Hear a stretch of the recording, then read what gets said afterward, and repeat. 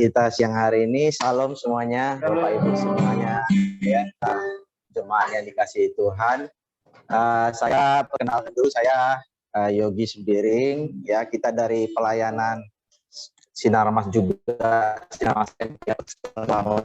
Jadi senang sekali pada siang hari ini kita bisa berkumpul di sini, Bapak Ibu yang ada di kantor ataupun di rumah, ya, selamat mengikuti ibadah.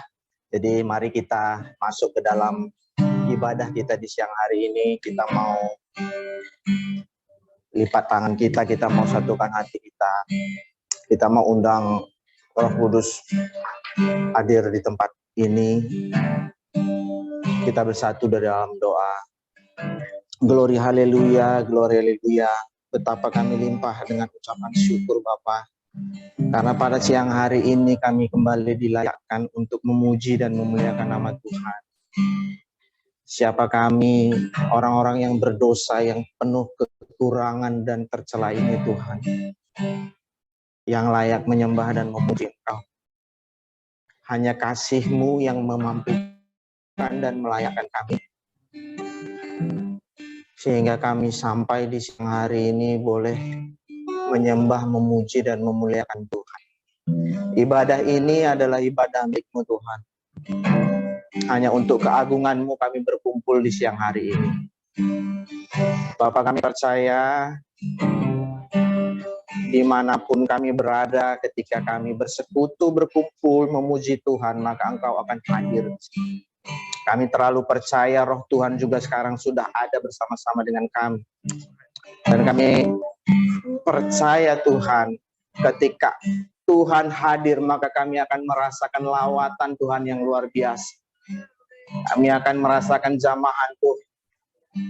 Tangan Tuhan akan menopang kehidupan kami. Terima kasih Bapa, terima kasih Tuhan Yesus. Kami serahkan ibadah ini Tuhan dari awal, pertengahan sampai akhirnya Bapa. Semuanya Engkau bungkus dalam kemuliaan-Mu ya Tuhan. Haleluya. Terima kasih Bapak, terima kasih. Mari jemaat yang dikasihi Tuhan, sebelum kita mulai ibadah ini kita doa Bapak kami. Bapak kami yang di sorga, dikuduskanlah nama-Mu. Datanglah kerajaan-Mu, jadilah kehendak-Mu di bumi seperti di sorga. Berikanlah kami pada hari ini makanan kami yang secukupnya. Dan ampunilah kami akan kesalahan kami seperti kami juga ampuni orang salah pada kami. Dan jangan membawa kami ke dalam pencobaan, tetapi lepaskanlah kami daripada yang jahat. Karena Engkaulah yang mempunyai kerajaan dan kuasa dan kemuliaan sampai selama-lamanya. Amin. Kita mau angkat pujian, kita mau menyembah Tuhan.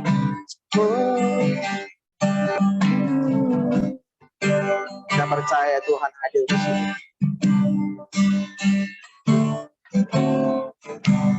Ku menyembah dalam kudus hadirat-Mu, hampiri kata kasih karunia-Mu Bapa, kekuatanku, kekuatanku hanya dalam hadirat-Mu. Amin. Yesus hanyalah segalanya.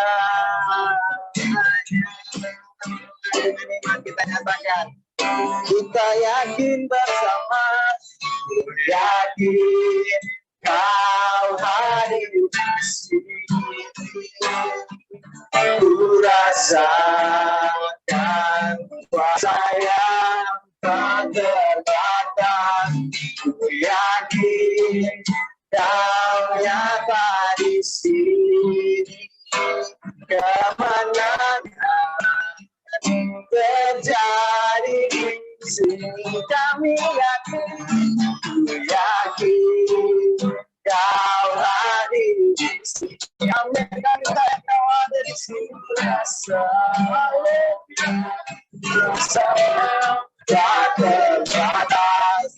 Ku yakin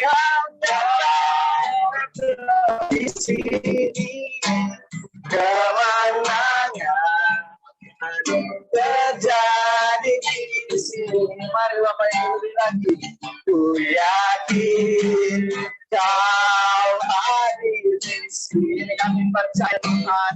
Kau hadir di sini Bapa. Kami percaya Tuhan. Kau Tuhan yang menjamah kehidupan kami hadir di sini saat ini. Haleluya, terima kasih. Kemenangan terjadi di sini, kesembuhan terjadi di sini, kelepasan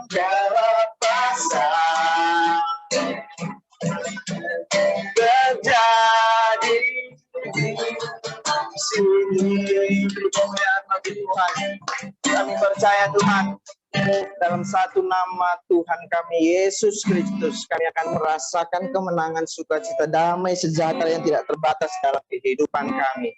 Dunia boleh semakin mengancam kehidupan kita, ya, keadaan mungkin tidak semakin baik, tetapi satu yang percaya, kehidupan orang percaya akan selalu berada di dalam perlindungan Tuhan. Kita tetap mau memuji Tuhan, ya. Saya undang bangkit berdiri, mungkin Bapak Ibu yang hadir di sini, ya. Kita mau puji Tuhan lebih lagi, ya.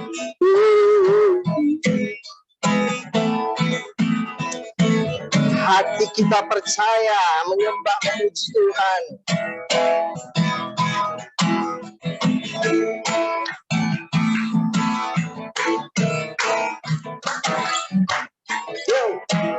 Tuhanlah kekuatan dan masmurku, ya gunung batu dan keselamatanku. Hanya padamu hatiku percaya, Kaulah menara dan kota perlindungan. Tumaslah bersyukur sebab cintamu padaku takkan pernah berubah. Hatiku percaya walau bumi bergoncang, gunung beranjak, namun kasih setiamu tak pergi dari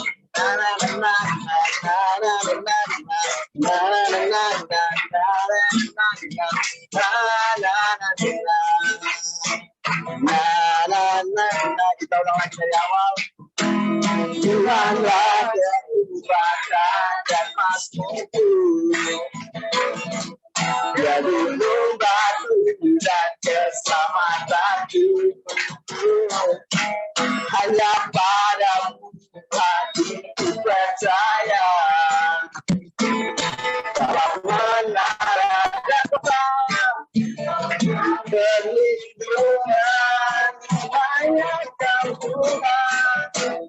Cuma selalu bersyukur sebab cintamu padaku takkan pernah berubah. Hatiku percaya walau bumi bergoncang, gunung beranjak, namun kasih setiamu tak pergi darimu. Saya mau yang hadir di sini yang secara onsite, ya, katakan ke sebelah kanan kirinya, ya. Ku mau selalu bersyukur, ya. Ku mau selalu bersyukur sebab cintamu padaku takkan pernah berubah. Hatiku percaya walau bumi bergoncang, gunung-gunung beranjak, namun kasih setiamu. Ku mau selalu bersyukur, ku mau selalu bersyukur sebab cintamu padaku takkan pernah berubah. Hatiku percaya walau bumi bergoncang, gunung-gunung beranjak, namun kasih setiamu tak pergi darimu. Kasih setia setiamu tak pergi dariku, kasih setiamu tak pergi dariku. Selamat haleluya. Haleluya. Silakan duduk Bapak Ibu. Oke. Sangat luar biasa sekali ya. Ini pengalaman pertama saya setelah sudah berapa lama ya ibadah beberapa tahun ke belakang ya, kita rekam di rumah terus kita share terus diputar, tapi ini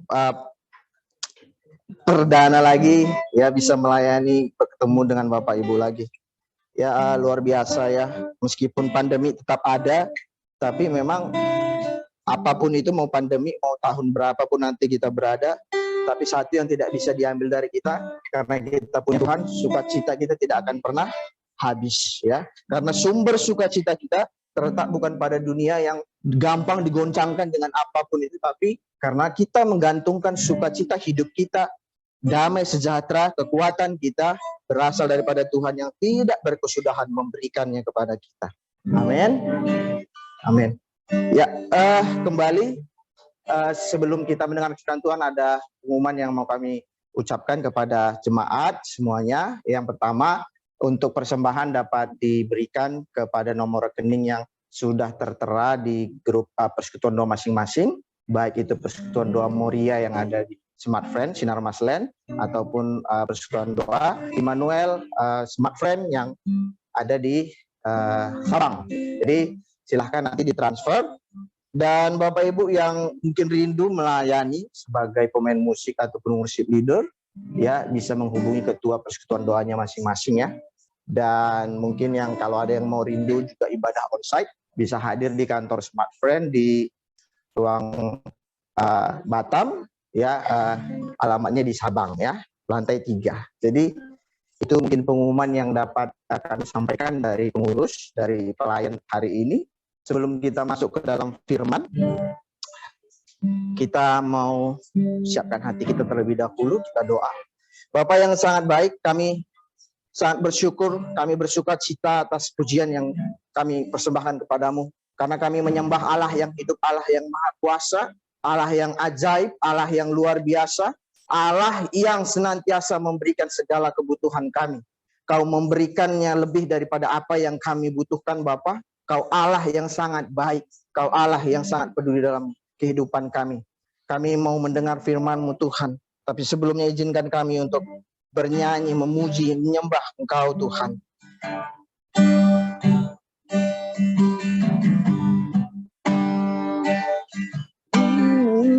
Kau dahsyat Tuhan, mari Bapak Ibu. Betapa dahsyat Engkau Tuhan, pencipta segala yang ada, dulu sekarang sampai selamanya. Hanya Engkau Tuhan, tak tersembunyi, tak terselang pikiranku, tak terukur panjang setiamu, dulu sekarang sampai selamanya. Hanya Engkau Tuhan, kami menyembah, sembah Engkau Yesus. Hanya Engkau Allah,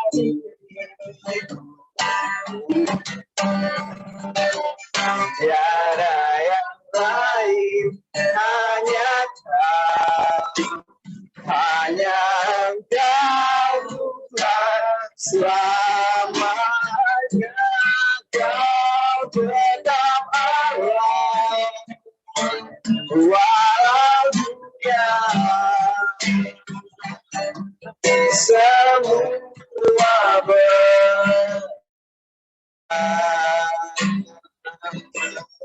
tak tergoyahkan Kau tetap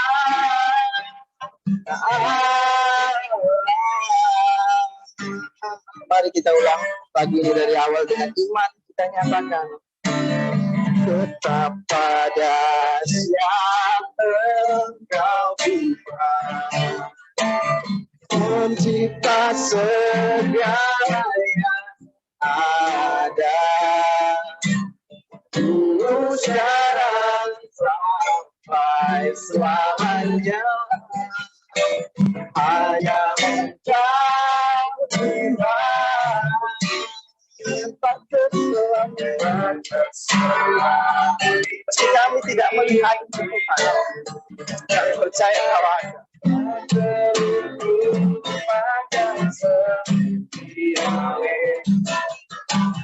dulu sekarang sampai selamanya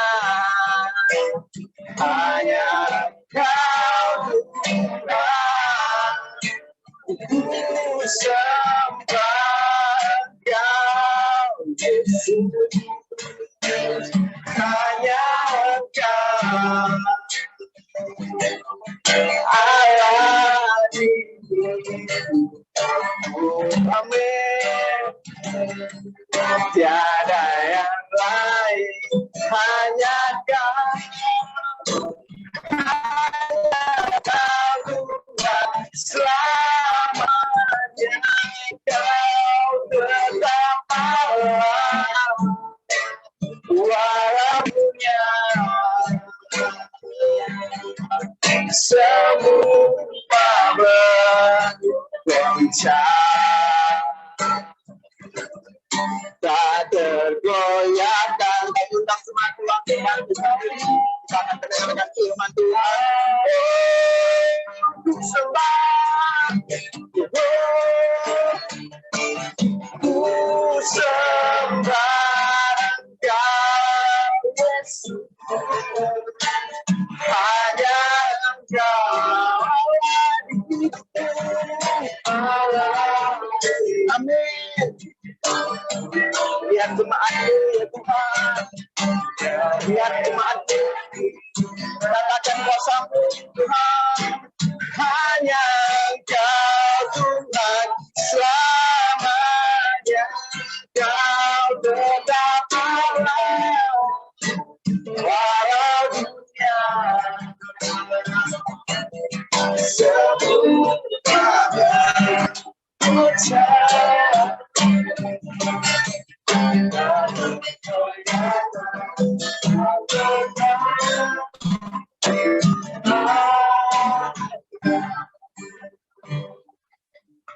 Mari kita berdoa.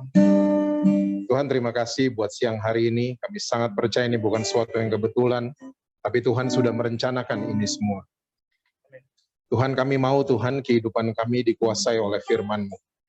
Kami nggak mau lagi menjadi orang Kristen yang menguasai firman, hafal ayat, ngerti ayat, tapi kami mau Tuhan firman-Mu yang menguasai kehidupan kami Tuhan, mengambil alih setiap langkah yang kami akan buat Tuhan.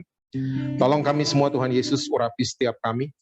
Kami juga ingin mengakui bersama bahwa tanpa Tuhan kami nggak bisa apa-apa. Oleh sebab itu Tuhan jadilah teman baik kami, jadilah penuntun langkah kami setiap hari Tuhan.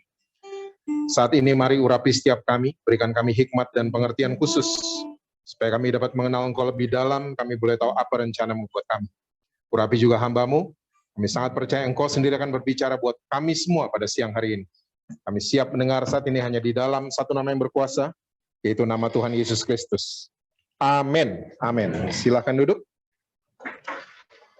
Shalom saudara-saudara semua. Apa kabar saudara-saudara? Bu Irsi, apa kabar Bu Irsi? Banyak muka-muka yang familiar ada di rumah. Saya berusaha jam 2:30 saya selesai. Nggak ada yang amin, jadi jam 1 selesai. Oke, saya cuma mau kasih awareness saja buat teman-teman semua bahwa selama 2 tahun belakangan ini kita sering banget diajak untuk hidup sehat, betul nggak sih? Ya, banyak banget tawaran untuk hidup sehat, pola makan diganti, ya ada yang namanya keto lah, tiba-tiba ada yang namanya intermittent lah, ya. Setahu saya puasa tuh cuma Ramadan, Esther sama puasa Daniel. tiba-tiba ada intermittent, tiba-tiba. Ya, ada yang begini, ada yang begitu, dan lain sebagainya. Ada lagi diet keto yang katanya kita boleh makan semua lemak, tapi kita nggak boleh makan gula. Dan itu katanya menyehatkan, dan ada beberapa yang sukses, ada beberapa yang enggak.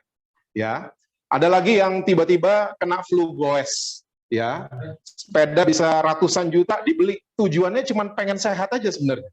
Ya, sampai alat pengukur jantung segala macam, semua lengkap buat para goeser.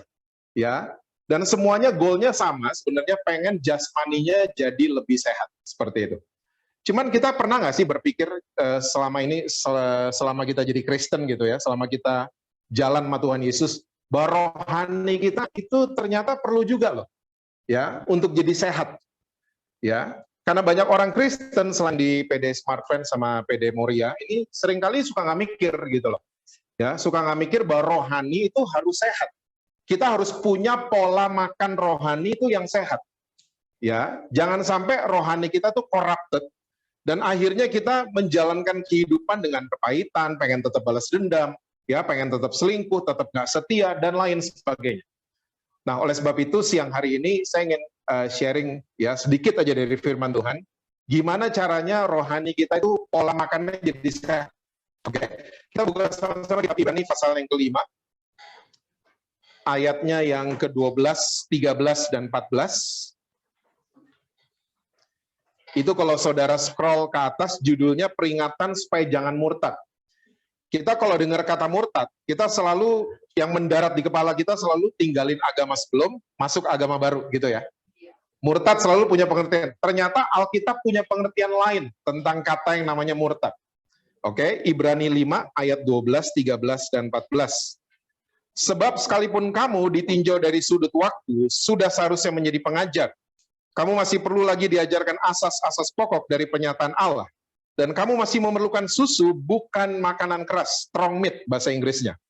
Sebab barang siapa masih memerlukan susu, ia tidak memahami ajaran tentang kebenaran. Sebab ia adalah anak kecil.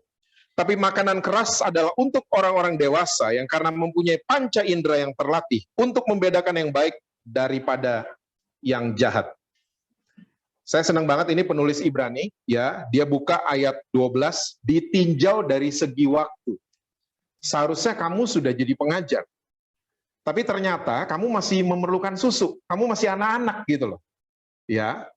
Dan banyak sekali orang-orang Kristen yang kelakuannya kayak gini, ditinjau dari segi waktu, seharusnya kita udah bisa ngajarin anak-anak kita di rumah. Mulai dari situ dulu deh. Ya. Karena saya 25 tahun pelayanan, ini atas anugerah Tuhan, saya sering banget didatengin sama orang tua. Mereka bawa anak mereka minta didoain. Pak, tolong doain anak saya. Kenapa, Bu? Nakal banget. Saya dalam hati, iya saya akan doain, tapi apakah abis amin saya doain tuh anak jadi baik? Enggak kan? Orang itu jadi baik itu proses. Dan harus ditemenin sama seorang mentor, seorang pengajar, kalau di rumah tuh orang tua. Ya, tapi ditinjau dari segi waktu, ternyata ditemukan banyak banget orang-orang Kristen, mentalnya masih mental baik. Nggak bisa digest makanan keras. Cuman maunya susu, cuman maunya dicekokin. Pernah ketemu orang Kristen kayak gitu? Di sini nggak ada soalnya. Ya, banyak banget orang Kristen kayak gitu. Ya, ada apa dikit, panggil pendeta. Ada apa dikit, hamba Tuhan dipanggil. Nggak bisa digest sendiri. Ya, saudara nggak akan pernah menemukan ada orang tua, ada papa, mama, ngomong sama anak bayinya lagi nangis, wah, dia ngomong, nah, mama capek. Pernah ketemu? Hah? Terus kita mengharapkan bayi itu ngerti bahwa kita lagi capek. Bayi itu nggak punya sensitif dengan keadaan sekitar. Baik. Nah, saya takutnya gereja-gereja atau PD-PD yang cuman bagiin susu, akhirnya ketua PD-nya jadi neni. Bukan jadi coach, ya. Akhirnya pendetanya di gereja karena senang elus-elus jemaat doang, ya. Akhirnya mereka jadi neni, babysitter, karena semua dianggapnya baik. Dan banyak orang Kristen senang mentalnya baik, nggak pernah mau bertumbuh. Saya punya anak 2, ya. Satu udah sarjana hubungan internasional, ya, dia umur 24 tahun. Satu lagi udah umur 21, ya. Saya ngelihat mereka bertumbuh dan berubah dari susu sampai bisa digest makanan keras. Saya percaya semua orang tua, kalau anaknya lahir, tiba-tiba udah umur 7 tahun, nggak mau makanan keras, kita panik pasti. Hah? Tiba-tiba nih anak sampai 7 tahun maunya susu terus. Kita pasti panik. Kita akan bawa dia ke dokter, what's wrong sama pencernaannya nih? Kok dia nggak mau terima makanan keras? Oke? Solid food itu nggak bisa. Karena bayi, ya dia akan bertumbuh, dia akan berubah. Dari susu tiba-tiba bisa jus jeruk, ada teksturnya sedikit. Ya, tiba-tiba bisa bubur beras merah. Tiba-tiba sampai kayak kita bisa makan nasi, ya, duri, kadang-kadang, ya, dan lain sebagainya. Itu akhirnya bisa. Kita bisa digest strong meat atau solid food. Nah, ini yang dibilang sama penulis Ibrani, orang yang mau bertumbuh.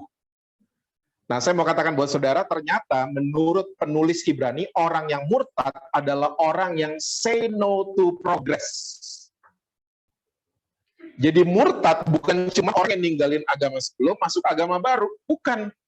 Tapi orang yang murtad adalah orang yang no to progress, nggak mau bertumbuh, nggak mau berubah. Status quo. Ya, seneng banget di posisi nyamannya dia. Nggak mau maju sama sekali. Nggak mau progres. Ini orang murtad. Makanya penulis Ibrani bilang, ditinjau dari segi waktu. Nah, kita bisa kasih parameter sendiri sama kehidupan kita siang hari ini. Ya, udah berapa lama saya ikut Tuhan Yesus, udah berapa lama saya di gereja, udah berapa lama saya ikut PD, ya udah berapa lama saya jadi pengurus, dan seterusnya. Apakah saya masih merluin susu doang, atau saya udah mulai bisa digest makanan keras? Saya sering ketemu orang Kristen, ya, kalau pulang dari, ada paket datang ya? Nah, ya. Itu. Oke, kereta. Ya. Saya sering ketemu orang Kristen, ya, mereka pulang dari kebaktian, mereka komennya gini, tadi pembicaranya keras loh. Saudara pernah ngalamin hal itu? Dan waktu saya tanya, ternyata pembicaranya di gerejanya dia, ternyata marah-marah di mimbar. Jemaat dicela ular bludak kayak Yohanes Pembaptis, pernah baca? Kamu ular kamu digituin. Jemaat ditunjuk ada roh perzinahan. Ya, ini teman saya pulang atau sepupu saya pulang sampai rumah, dia ngomong itu, tadi pembicaranya keras loh. Saya mau yakinkan teman-teman semua di Smart Friend dan PD Moria, pembicara-pembicara seperti itu bukan pembicara keras. Itu pembicara kasar. Mesti bisa bedain ya. Karena pembicara yang keras, dia akan merangsang orang yang dengar firman, ya, rohaninya bertumbuh dan berubah. Bukan cuma ngomong kasar. Mesti bisa bedain. Ada lagi pembicara yang keren doang.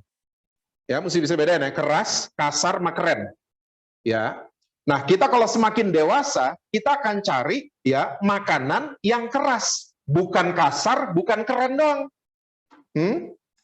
Coba, kita orang-orang Indonesia, ujung-ujungnya makan warteg kan? Hah? Mau ada restoran fancy yang Instagramable segala macam, keren doang, makanan nggak enak. Pas bayar kesel kita. Mahal doang, ternyata gini doang, keren doang, di foto doang kita keren di situ. Ya, kita udah nggak mau gitu-gituan. Susu sekali-sekali lah minum susu. Tapi kita akan selalu akan bayar makanan yang benar-benar merangsang kita untuk bertumbuh. Ya, kita akan begitu. Dan sekali lagi banyak banget orang Kristen berpikir pembicara kasar itu keras, bukan. Ya, pengajar di gereja yang keras adalah pengajar yang merangsang ya pertumbuhan rohani dan merubah rohani jemaatnya. Itu dia. Terus goalnya solid food untuk apa? Saya bacain sekali lagi ayat 14 ya. Tapi makanan keras, strong meat atau solid food adalah untuk orang-orang dewasa yang karena mempunyai panca indera yang terlatih untuk membedakan yang baik daripada yang jahat. Oke. Saudara kalau senang atau punya kenalan atau keluarga yang senang masak, ya, dikasih kue satu hap. Waktu dia ngunyah, dia langsung tahu loh, ini baking sodanya ketinggian. Pernah ketemu? Ini garamnya ketinggian. Ini ada tepung yang nggak larut bener. Ya, ini bantet kuenya. Dia bisa tahu makan satu hap doang. Karena apa? Panca indera yang namanya lidahnya itu terlatih banget. Karena dia terbiasa di dapur, dia terbiasa nyobain segala macam makanan. Ya, undercook lah, overcook lah, dan seterusnya. Oke? Nah, sama. Makanan keras rohani itu akan memberikan kita kemampuan panca indera yang terlatih untuk bisa bedain mana yang dari Tuhan, mana yang bukan. Mana yang dari setan, mana yang bukan. Ya, kita bisa bedain mana yang baik, mana yang jahat. Nah, oleh sebab itu, karena waktu ya, saya akan kasih 3 ayat buat saudara-saudara semua. Bagaimana caranya kita punya pola makan rohani yang sehat. Yang pertama, Matius 4 ayat yang keempat. Matius 4 ayat yang keempat. Tadi disebut sama brother kita, ayat ini. Dia lagi nunduk ya sama kamu. Ya. Jadi kita akan bahas ayat ini. Tapi Yesus menjawab, ada tertulis, manusia hidup bukan dari roti saja, tapi dari setiap firman yang keluar dari mulut Allah. Ini keren banget loh Yesus ngomong gini. Manusia hidup nggak dari roti boy saja. Manusia hidup nggak dari bread talk saja. Holland Bakery saja. Ya, tapi manusia hidup dari setiap firman yang keluar dari mulut Allah. Saudara mesti tahu gini. Tuhan, selama kita baca Alkitab, Tuhan itu di Alkitab kita perintahin ciptaannya cuma 3 kali. Yang pertama Ulangan 6, nanti saudara baca sendiri ya. Perintah untuk mengasihi Tuhan dengan segenap hati, jiwa, dan kekuatan. Ulangan 6. Yang kedua Yohanes 15. Perintah untuk saling mengasihi. Yesus perintahkan murid-murid. Lalu yang ketiga adalah Matius 28 ayat 19-20. Perintah untuk memberitakan Injil, amanat agung. Jadi keluar perintah dari mulut Tuhan, itu cuma 3 kali di Alkitab kita. Nah, di Ulangan 6, perintah Tuhan buat ayah-ayah Israel, ya, karena habis Tuhan perintahin, ya Tuhan pesan buat ayah-ayah Israel, kamu harus ajarin anak-anakmu waktu kamu lagi tidur, duduk, traveling gitu kan ayatnya. Ya, nanti saudara bisa baca lah. Oke. Perintah di situ adalah mengasihi Tuhan dengan segenap hati, jiwa, dan kekuatan. Nah, ternyata perintah ini di Matius 22 ayat 37. Ya, ternyata perintah ini diedit sama Tuhan Yesus. Waktu Yesus ditanya sama orang-orang Saduki, ya, dari 10 perintah, yang paling penting yang mana? Diedit sama Yesus, kamu harus mengasihi Tuhan Allahmu dengan segenap hati, jiwa, dan akal budi. Diedit sama Yesus. Kata kekuatan diganti sama akal budi. Saya selama ini wondering, why? Ternyata Yesus mau saudara dan saya sayang sama dia, nggak pakai kekuatan sendiri. Karena saya pernah coba pakai kekuatan sendiri, saya banyak gagalnya. Ya, kita harus pakai kekuatannya Tuhan, undang di dalam kita. Ya, dan kita harus merubah, mengasihi Tuhan dengan segenap hati, jiwa, dan akal budi. Nah, ini gimana kita paling keren bahasa Indonesia. Karena saya adalah kritikus, ya, terjemahan Alkitab bahasa Indonesia paling vokal kayaknya. Karena ditemukan memang banyak yang salah di sini Alkitab bahasa Indonesia. Nah, tapi untuk Matius 22 ayat 37, ini benar banget, akal budi. Bahasa Inggrisnya our mind. Bahasa kedokterannya prefrontal cortex. Bahasa Indonesianya akal budi. Ternyata, otak kita isinya ada 2. Kiri dan kanan. Kiri namanya akal, kanan namanya budi. Jadi ternyata budi bukan cuma di buku bahasa Indonesia. Ya, budi itu ada di otak kanan, namanya budi. Ya, otak kiri itu akal. Nah, otak kiri adalah tempat ya kita ngitung profit and loss, kita hafal ayat, ya, kita segala macam aturan-aturan, sistem itu otak kiri. Dan otak kiri manusia kalau lagi bekerja, bola mata akan menuju ke kanan. Nanti aja ngacanya, ya. Otak kanan manusia isinya tuh yang kreatif, otak kanan manusia. Makan, minum, jatuh cinta, dengerin musik, nonton konser, otak kanan akan berfungsi. Dan bola mata akan menuju ke kiri. Oke? Nah, Yesus datang di satu bangsa yang otak kirinya luar biasa. Bangsa Yahudi. Ya, banyak buku literatur mencatat orang Yahudi tidur aja ngitung. Ya, tidur aja ngitung loh mereka. Mereka otak kirinya parah banget. Oke? Parah banget dalam tanda kutip. Nah, makanya Yesus waktu ditanya orang Yahudi, Yesus paling sering jawab pakai istilah makanan. Sadar nggak? Orang Yahudi, siapa nih ngaku-ngaku Mesias, siapa nih? Dia jawab, akulah roti hidup. Akulah air hidup. Semua punya foto kan di rumah? Yesus melatih 12 muridnya di kelas gini. 12 duduk, Yesus di papan tulis. Enggak, semua punya fotonya pasti. Yesus melatih 12 muridnya di meja makan. Semua punya fotonya pasti. di atas perahu, di danau, di bawah pohon. Itu cara Yesus training 12 murid. Ya. Apa maksudnya? Dia mengaktifkan otak kanan murid-muridnya. Ditumpulin otak kiri. Nyadar saudara, sampai hari ini metodenya Yesus masih relevan? Coba, deal-deal bisnis besar terjadi di mana? Di meja makan, di restoran, di ruang meeting, adendum terus. Ganti gitu. Waktu muffin, kopi keluar, tanda tangan. Karena otak kirinya tumpul waktu kita makan. Yang masih single, cowok-cowok, kalau menyatakan cinta, jangan pernah di atas busway. I guarantee ditolak. Ini masterclass loh ini. Susi, saya suka sama kamu. Wah, ditolak pasti. Ya, ajak makan. Waktu udah 3 hap, otak kanan mulai bekerja, nyatain cinta di situ. Pasti diterima. Ya, masih relevan. Oke? Makanya otak kiri itu yang berat-berat, otak kanan itu adalah otak kreatif. Nah, otak kiri yang namanya akal, ini tempat, tadi saya udah sebut, tempat kita hafal, ngerti firman Tuhan. Nih, kayak sekarang nih, saya lagi ngomongin firman Tuhan, saudara lagi loading di otak kiri. Ya, ayat-ayat firman Tuhan. Terus otak kanan, budi, buat apa? Nah, ternyata budi dipakai buat merenungkan firman Tuhan. Bahasa makanannya, ngunyah, digesting. Masalahnya orang Kristen adalah otak kanan kita yang namanya budi, kita jarang pakai untuk merenungin firman Tuhan. Kita ngerenungin yang lain. Karena siapa yang punya bahan perenungan banyak? Iblis namanya. Catat baik-baik. Ya, iblis tuh nggak punya akses ke roh kita karena roh kita udah ditebus sama Tuhan Yesus. The only aksesnya iblis ke kita itu otak kanan. Dikasih bahan perenungan. Tahu bahan perenungan dari iblis? Laki orang. Di sini nggak ada, di lain. Di smart man apa-apa gitu. Adalah. Bini orang. Itu perenungannya kita. Khawatir. Mau balas dendam.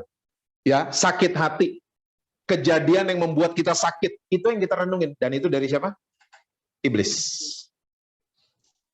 Iblis membuat kita digest semua yang akhirnya kita, rohani kita jadi nggak sehat.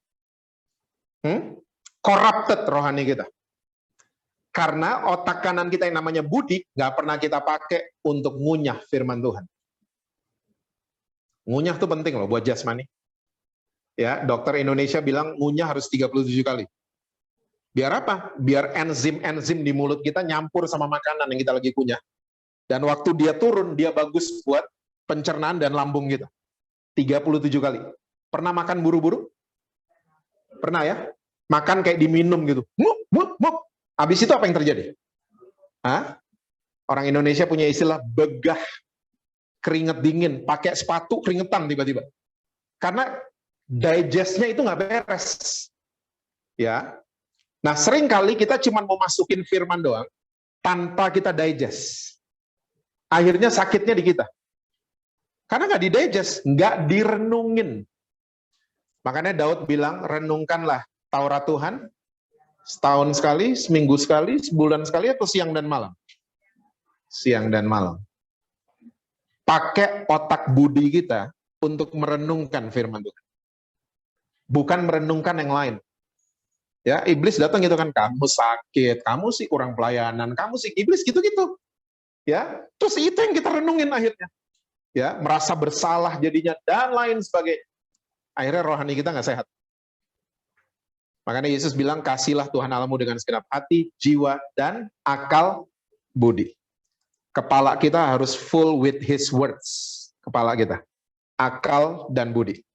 Oke? Manusia nggak bisa hidup dari roti saja. Manusia harus hidup dari setiap firman yang keluar dari mulut Allah. Oke? Ayat Yohanes berikutnya, Yohanes 4 ayat yang ke-34. Yohanes 4 ayat 34, ini Yesus dalam keadaan lapar ya. Ini Yohanes 4, saudara mungkin tahu. Yesus lagi bicara sama wanita dari Samaria. Wanita yang 5 kali kawin cerai, dan waktu ketemu Yesus, dia sedang buffalo gathering dengan pria ke-6. apa tuh? Kumpul kebo. Ya, salah ya bahasa Inggrisnya ya. Iya, Buffalo Gathering. Dia lagi ngobrol-ngobrol, akhirnya wanita ini dijamah sama Tuhan Yesus, ya. Dan murid-muridnya itu beli makanan, dan waktu muridnya datang bawa makanan, ya ditawarin makan, Yesus jawabnya ini. Ya, ayat 34. Kata Yesus kepada mereka, makananku ialah melakukan kehendak Dia yang mengutus aku dan menyelesaikan pekerjaan. Wow, lagi lapar loh, ditawarin makan, jawabnya begitu. Kalau ada yang begitu kira-kira gimana ya? Sok rohani loh gitu. Kan makanan kok dalam melakukan. Sok rohani banget kan?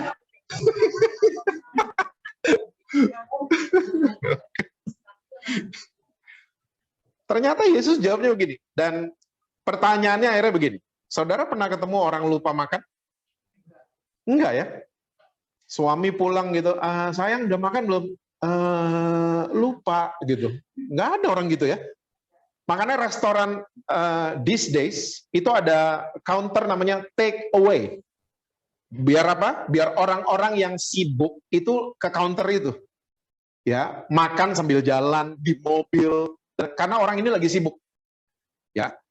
Dan sesibuk-sibuknya kita nggak pernah lupa sama makan. Kita akan sempetin makan, nyemil, dan lain sebagainya. Nah, maksudnya Yesus adalah, kalau kita nggak pernah lupa sama makanan jasmani, jangan juga kita sampai lupa untuk melakukan rencana Allah dalam kehidupan kita. Makanya dia ngomongnya gini, makananku ialah melakukan kehendak Dia yang mengutus aku, dan menyelesaikan pekerjaan. Hidupi rencana Tuhan, jangan rencana yang lain. Boleh kita punya rencana, ya, tapi kasih penghapusnya sama Tuhan Yesus. Ya, apa yang bisa di-execute, apa yang bukan. Ya, biar kehendak Tuhan yang jadi atas kehidupan saudara dan saya. Hidupin rencana Tuhan. Rencana Tuhan jalannya nggak ada yang lurus, jalannya belok-belok. Itu hints dari saya. Ya, tapi walaupun belok-belok, tenang aja. Tuhan Yesus selalu ada di setiap belokan dan ada bersama-sama dengan saudara dan saya. Karena ada jalan disangka orang lurus, tapi ujungnya maut nunggu kita. Oke, hidupin rencana Tuhan, rohani kita akan sehat. Oke, yang terakhir, Yohanes 6 ayat 27.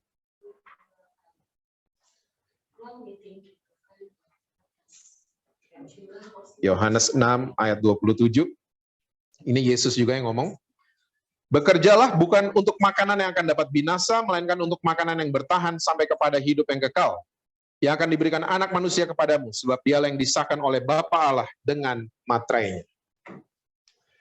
Yesus bilang bekerjalah bukan untuk makanan yang bisa binasa saja, tapi bekerja juga untuk makanan yang bertahan sampai kepada hidup yang kekal.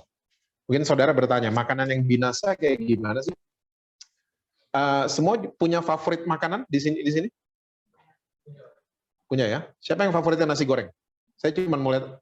Oke. Kue tiaw? Bu Irsi? Bubur ayam? Sop buntut? Hah? Lo angkat tangan berapa kali, bro? Banyak banget favoritnya. Iya, saya percaya kita semua punya makanan favorit ya. Dan kita punya mental yang sama sama makanan favorit kita. Dari kelas pinggir jalan sampai hotel bintang 5, mata kita akan ke dia duluan. Betul nggak? Mama saya dulu suka marah, kamu udah diajak ke hotel, pesennya sop buntut lagi. Hah? Karena saya favoritnya salah satu sop buntut. Ya, mama saya suka gituin saya. Karena dimanapun mata saya akan selalu ke buntut. Ya, ada tulisan buntut, mata saya akan ke situ langsung. Karena itu favorit saya. Oke? Dan survei resmi membuktikan orang Jakarta satu keluarga, ini keluarganya anaknya 2 ya, papa, mama, anak 2. Kalau makan di mall itu bonnya antara 750 sampai 1 juta. Survei resmi ya di Indonesia di kota Jakarta. Satu keluarga makan. Oke? Dan kalau makanan datang, kita sekarang liturginya banyak di meja makan. Zaman dulu waktu nggak ada handphone, makanan datang, doa makan gitu kan. Sekarang enggak. Makanan datang, kita gini, Mbak, tolong Mbak. Fotoin. Mbaknya fotoin. Cekrek. Gitu. Lihat. Mbak, saya gendut Mbak, ulang. Gitu. Gitu kan itu sekarang. Bu Irsi gitu ya. Difoto ulang. Fotonya udah jadi, kita nggak makan, nggak doa dulu, posting dulu. Waktu udah posted tulisannya, baru kita taruh, kita doa. Abis amin doa, notifikasi masuk, ting gitu. Gue tadi dari situ, ada teman kita, bales dulu, baru kita makan. Ya, kita posting ke semua story. Kalau fotonya keren banget, kita posting ke feed. Ya, kita posting ke WhatsApp story, kita posting ke semua pokoknya. Oke? Pertanyaan saya adalah, makanan yang kita foto dan kita posting-posting, besok tuh makanan ada di mana? Exactly. Ada di jamban. Bentuknya masih kayak kemarin?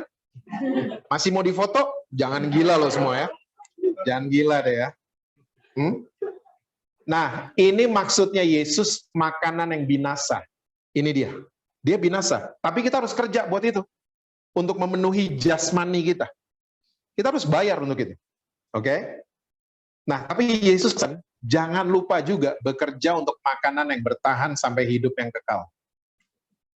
Apa itu? Saya kasih contoh. Buku rohani. Ya, harganya 100.000. Seringkali orang Kristen nggak mau bayar. Mahal banget buku doang. Tadi makan berapa tadi? 700.000. Kita mau bayar. Buku rohani 100.000. Kita nggak mau bayar loh. Ah, mahal banget. Lu aja beli. Nanti gue ini ya. Lu ceritain gue. Lah diceritain.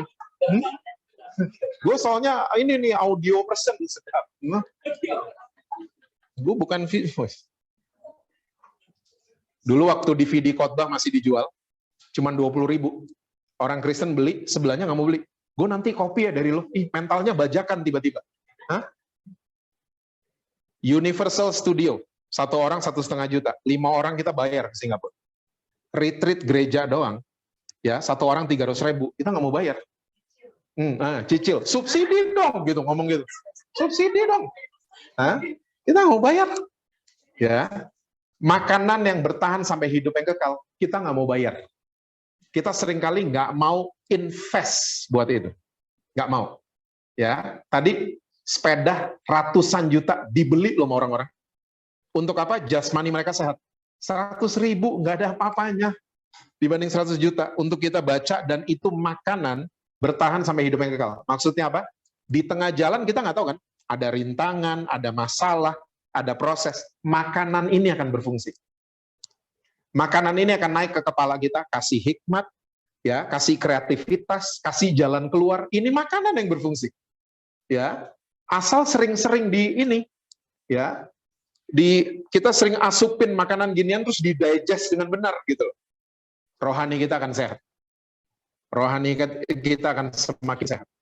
Ya, saya udah sering punya cerita seperti ini. Orang dikasih makanan yang bertahan sampai hidup yang kekal, berubah hidupnya.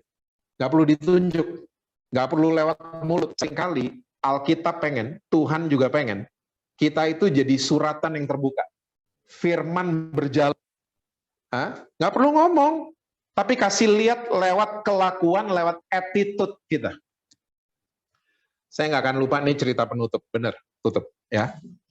Saya nggak akan pernah lupa kakak saya. Saudara pernah ketemu kakak saya nggak ada rambut?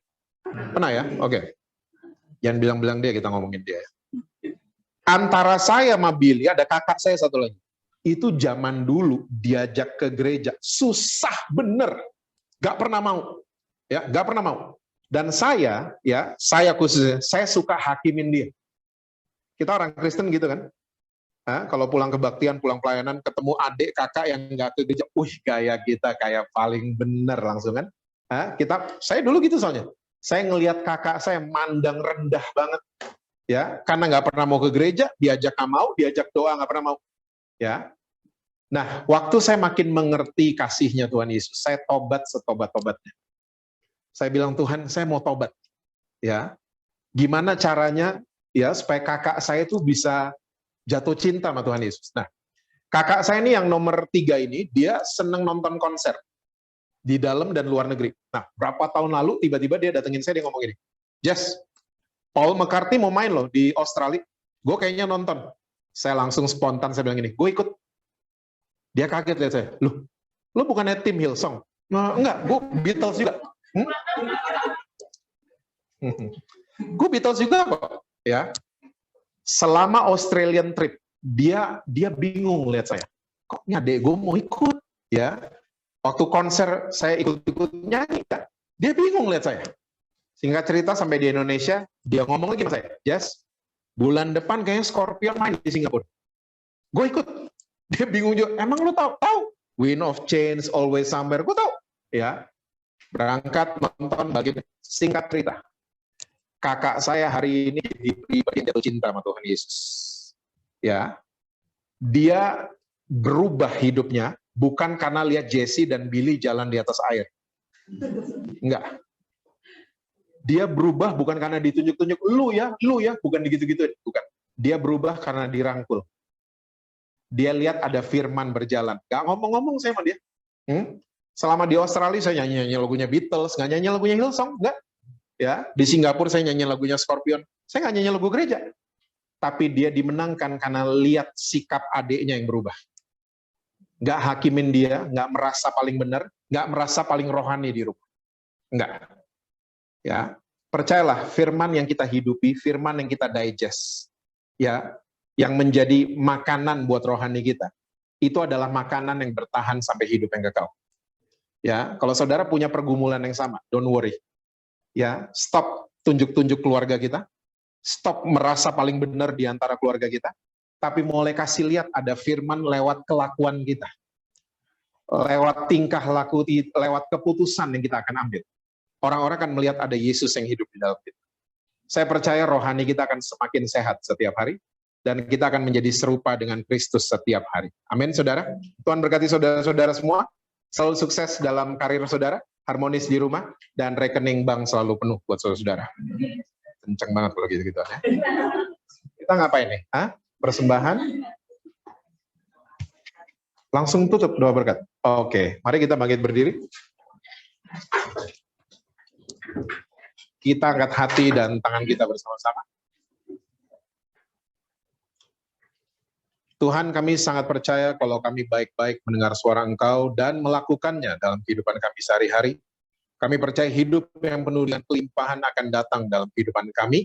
Kami akan terus naik dan bukan turun. Kami akan jadi kepala dan bukan ekor. Kami akan berikan pinjaman, bukan minta-minta pinjaman. Dan kami sangat percaya Tuhan, kalau ada satu anggota keluarga kami yang sudah diselamatkan, maka seisi rumah kami Tuhan akan selamatkan di dalam nama Tuhan Yesus. Tuhan, dengan iman kami menerima berkat daripada Bapa, kasih karunia daripada Yesus Kristus, penyertaan Engkau daripada Roh Kudus, mulai daripada hari ini sampai Engkau datang kedua kali menjemput kami semua. Kami terima ini semua Tuhan dengan iman hanya di dalam satu nama yang berkuasa, yaitu nama Tuhan Yesus Kristus. Dan kita semua yang percaya bersama-sama katakan, amin.